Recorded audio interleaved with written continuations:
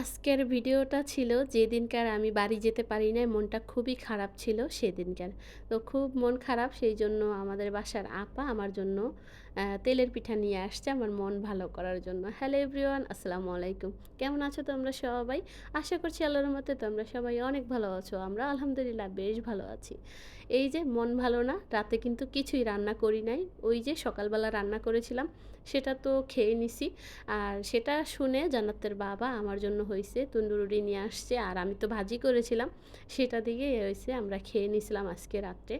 আর আমি তো এখন ইদারিং হইছে বেশিরভাগ রুটি খাই রাত্রে, ভাত বেশি একটা খাই না। ভাত অল্প করে ছিল, ওই ও একটু রুটি খাইছে আর পরবর্তীতে একটু ভাত খেয়ে নিছিল। আর আমি হইছে একটু রুটি ভাজি খেয়ে নিছিলাম, ওটা দিয়ে হইছে আমাদের রাত কিন্তু কাভার হয়ে গেছে। এটা ছিল পরের দিন সকালবেলা। তো সকালে আজকে আপাত খুব তাড়াতাড়ি আসছে। এসে হইছে নাস্তা বানাইছে, রুটি বানাইছে আর হইছে যে ভাজি ছিল ওইটা গরম করছে। আর এইখানে কলা তারপর পেয়ারা এগুলা কেটে দিয়েছে, সাথে চা বানাইছে। আমি আজকে কিছুই করি নাই। আর খুব সকালে আসছে, মানে আমরা ঘুমাইতেছিলাম তখনই হইছে আপা আসছে। তো আমরা হইছে ফ্রেশ হইছি আর আপা হইছে নাস্তা বানায় নিছে। আর আপা হইছে আমার জন্য বড়ই নিয়ে আসছে। এটা কিন্তু মাঝে, মাঝেই নিয়ে আসে। কালকে ওই যে দেখালাম যে পিঠা নিয়ে আসছে, আজকে সকালে বড়ই নিয়ে আসছে। আর সেই বড়ই দিয়ে আমার জামাই আবার জাদু দেখাইতেছিল। তো এটা নিয়ে বেশ মজা করতেছিলাম। এই বড়ইটা হইছে আপা আরেক বাসায় হইছে গাছে পানি দেয়।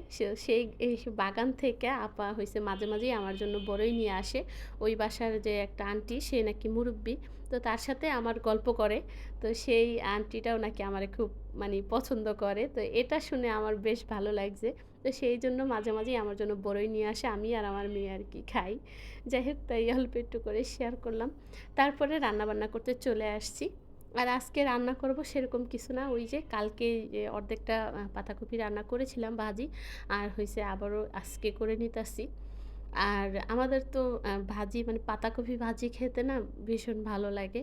অ্যা ভাত দিয়েও খেতে ভালো লাগে আর হইছে রুটি দিয়েও খেতে ভালো লাগে। আমাদের তো হইছে এখন সকাল বিকাল রুটি খাওয়া হইতেছে।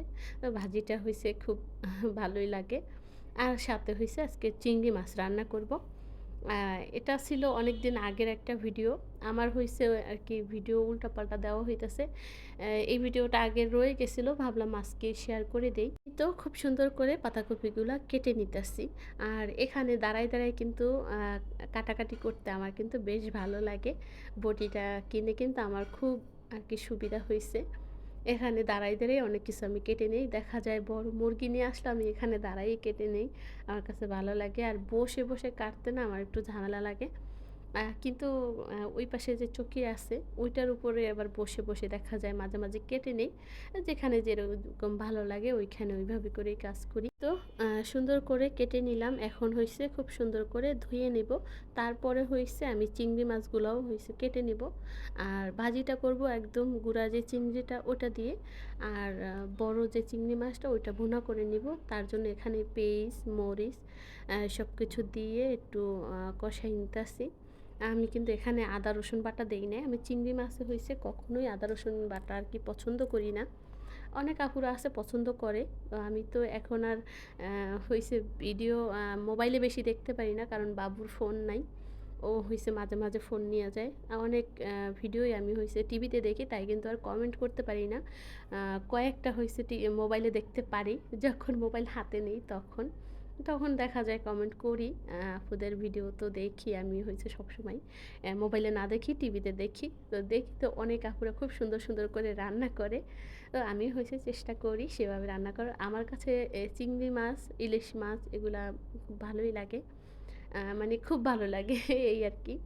আ এখানে চিংড়ি মাছটা হইছে আমি খুব সুন্দর করেই ভেজে নিলাম। মানে কষানোর ভিতরে ভেজে নিছি। তাছাড়া এমনি ভাজতে গেলে দেখা যায় বেশি ভাজা হয়ে যায়, ওই মাছটা বেশি ভালো লাগে না। এই তো ঝোলের পানি দিয়ে তারপরে এখন হইছে ঢাকনা দিয়ে দেব।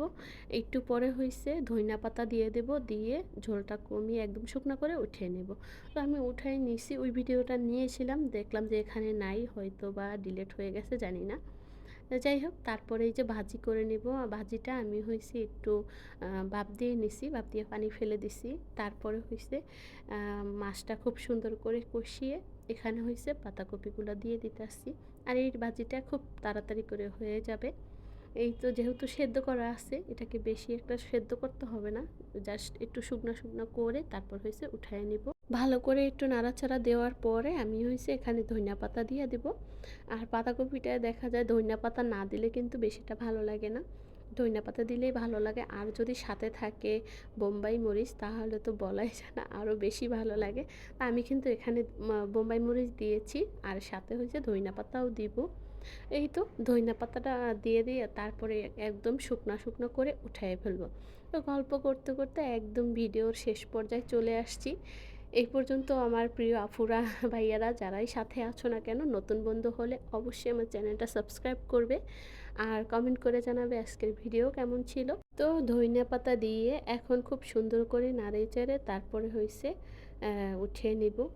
আর একদম হইছে ভাজা ভাজা করে নিছিলাম, এখানে কোনো পানি থাকবে না, আর ঝোল ঝোল থাকলে আসলে ভালো লাগে না। এই ছিল আমার আজকের ভিডিও। আশা করছি আজকের ভিডিও তোমাদের ভালো লেগেছে। আল্লাহ হাফেজ।